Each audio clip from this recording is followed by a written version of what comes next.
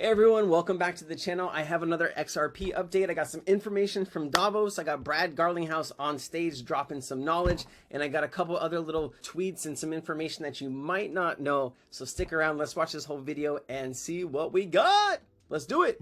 Brad, you have already made the distinction between XRP, the token, and Ripple, the company.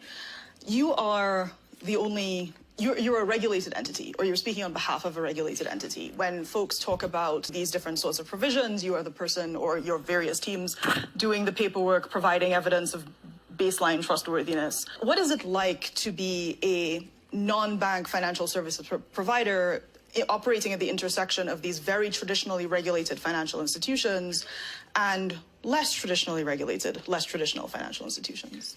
It's exciting. Like, I feel a obligation to wait for, there are these new technologies that we can use for the betterment of economic value to our citizens, to our businesses, even to central banks. And I think to the extent we can focus on, hey, these are new technologies that can be used in that way. Like the earliest days of the internet, can these technologies be used in illicit ways? Yes, and certainly we saw in the early days of the internet, and people called for bans of the internet. And to be clear, the current days of the internet. Oh, yeah. Well, although there was a much louder, higher decibel level call in maybe the 90s when people were, I think, more intimidated by how these technologies are being used. And I think we're seeing that play out in the world of blockchain as well. I thought it was interesting you described the UAE regulatory as light touch. Said it was described as light touch. Oh, described as light touch, all right. I actually give huge credit to the UAE. Do you have a VARA license? No, we do not. Although we might. I don't know the exact answer to that, but we do not currently. The point I would make, though, is... You do not. Thank you. The point I would make, though, is the UAE has done the work to codify what the regulations are. I think the challenge, and we discussed this before we got up here, I think the vast majority of players in the crypto space want to be good actors. But I think we have to be clear about what that means. And I think one of the challenges is, and I very much agreed with something the commissioner said, we talk about regulating crypto.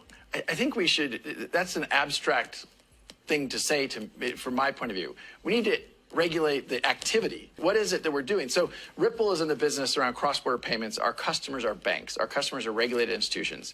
You can't have a non-KYC, know your customer transaction, et cetera. There are lots of regulations around know your customer, like AML, anti-money laundering, like OFAC compliance in the United States, et cetera, anti-terrorism finance.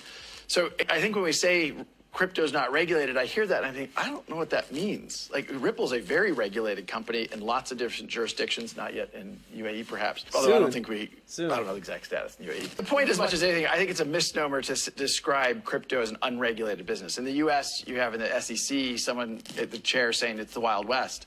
Look, there are clearly examples where that's true, but there are a lot of people solving real problems for real customers and taking the air and the froth out of the hype and speculative bubble that really was true in crypto, I think is really healthy. I think one of the challenges here is there are actually very few people describing crypto as an unregulated business. What they're saying is that it is insufficiently regulated and that there are certain types of activities separate out the obvious and egregious fraud, scams, and grift. But there are certain types of activities that are either being presented to customers as potentially safer than they are, or the promise of guaranteed returns when there are no such thing. Or in the US, for instance, many investors in certain of these crypto companies, several of which have now gone bankrupt, were under the impression that their deposits were insured by the FDIC, which is that up to $250,000 of whatever the deposits were would be protected. And that was an impression that was in a lot of ways encouraged by the marketing and the advertising of certain types of these entities. But we have laws about that. And now, frankly, I think instead of going after Kim Kardashian for promoting that case was dismissed. But I didn't actually know that. The things you're describing, and even we talked to, again, backstage, like if there's fraud, we have laws about that in major But I think what I would love to get the perspective of the commissioner on. There's some really good conversations going on right now in Davos, guys, so I really like it. But here's from ISO 20022. This is is from Credit Suisse. So this is from 2021. Payments process and fintechs. If software is eating the world, payments is taking a bite, right? And they talk about Ripple, JP Morgan Coin, IBM, which is a Stellar, and then you have R3, right? You don't see T-Token or Ethereum or Cardano on here. You see the real tokens that are going to be moving the real value. I don't have anything against Cardano. I just don't love its founder anymore. Attacking the XRP community. Took that personally, sold my Cardano. So it is what it is. So check this out. This is from Edo Farina, XRP. A very rare document establishing connection between Ripple, Central Bank of Mexico, guys. Check this out. Central Bank of Mexico, right? Attention, Jamie Cortina, Director of General Operations and Payments, Miguel Diaz, Director of Payment Systems. Ripple's working with dozens of central banks right now. Here you go. This is from Bank of America. Bank of America says CBDCs are the future of money and payments, right? Bank of America is one of the biggest banks in the world, and they're telling you that crypto is the future, okay? Check this out. Listen to this. This is an old clip, but listen to this. Incredible. XRP is a fantastic currency to use for, among other things, hedge funds. We need to move a lot of money very quickly. We make investments all over the world. Our LPs come from all over the world. And using banks to move money is a pain in the ass. It takes a day or two to move money around the world. And with XRP, our very first close was 50 million. We moved that money in, and I'm not shitting you, in 3 seconds, and I think it cost 20 or 30 cents. You really need to think about that. That's utility, guys. That is utility. Look at this. XRP tokens dominate Australian crypto exchanges. XRP accounted for 82% of all cash volume on the Independence Reserve Exchange. Crypto traders have bought and sold over $1 billion worth of XRP in the last 24 hours.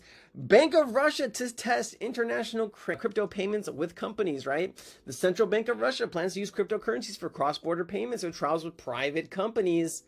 A member of its top management team has revealed the testing will be conducted under a special legal regime that's currently under development.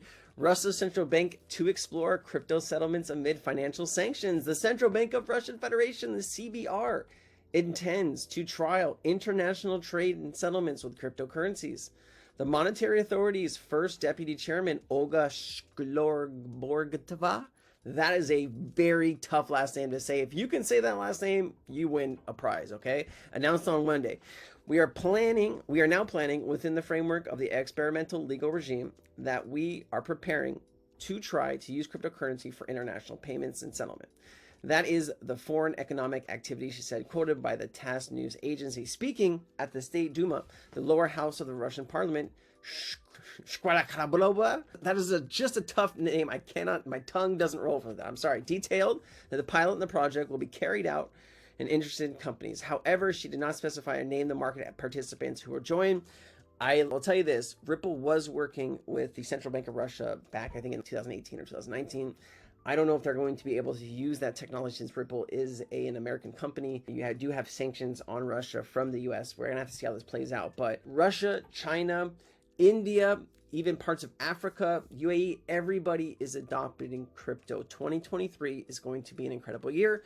You're going to see the wholesale first, and then you're going to see retail for people like me and you. Wholesale is for bank-to-bank transfers, central bank to central bank, or regular bank to regular bank. I hope this information was helpful, guys. Please like and subscribe. I can't grow the channel without your help. If you learned something, share the video with someone you love. Have a wonderful day. I'll see you in the next one, guys. Cheers. Bye.